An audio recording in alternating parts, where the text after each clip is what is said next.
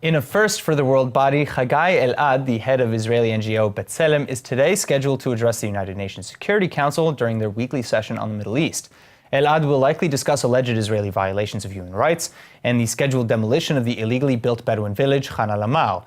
Well, as you might expect, Israeli officials have already been scrambling not only to attempt to stop Elad's address entirely, but at the very least, as Israeli UN envoy Dani Danon says, to expose the incitement and lies of both the Palestinians and B'tselem at the session. Well, here with more is Israeli author and journalist with the Yediot Achronot, Ben-Dror Yemini. Thank you so much for coming back in.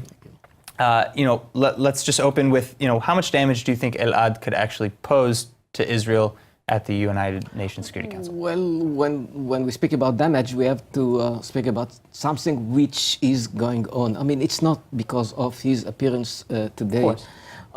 It's something that B'tselem and other NGOs, like Breaking the Silence, they do it again and again. Now, we have to be very accurate. It's not that everything that they are saying is a lie.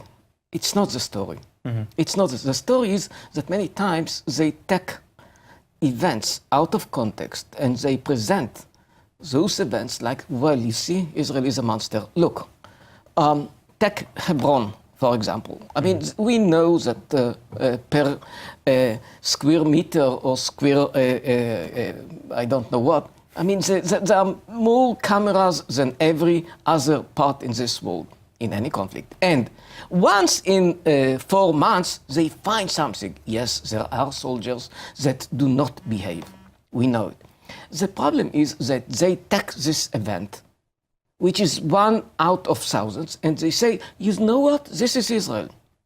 It's not Israel. I mean, if this is all you find out, you have a problem. So is that really the damage that can be caused? Is this taking out of context and demonization? So many times you can say something which is not a lie, but still you are lying. And that's what they do.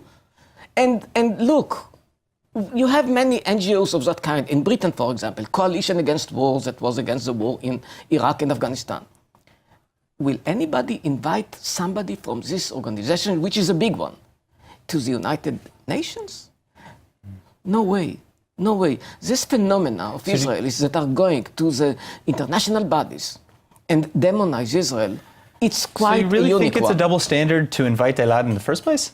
I mean, tell me, did you ever see somebody from a democratic country? I mean, we are not, it can happen. When we are not speaking about democratic countries, you have this kind of opposition NGOs, which is fair enough, but they do not live in the country. So they come to represent something which does not exist in the country. Israel is a democracy. I mean, 80% of the journalists, let's admit it, are against the government or criticize the government. I mean, we have it here. We don't need anybody to go outside, not to any campus or not to any international body like Human Rights Council or any other body to say that Israel is violating human rights and so on. Okay, so with that in mind, you have the ICC prosecutor, Bensouda, who is now saying, this demolition of Khan al-Amal might violate the Rome Statute. We're not even really a signatory to the Rome Statute. So again, how seriously should we be taking what comes out of the ICC today? We should, because we are talking about a process. We are talking about process. Just 2 days ago, there was a demonstration in Berlin, and people, supporting the BDS, supporting. Now, the point is that they are supporting human rights, but while supporting human rights, they are becoming more and more anti-Israelis. It's happened again and again. So we are talking about so many Israeli NGOs that are funded by the EU and by European countries.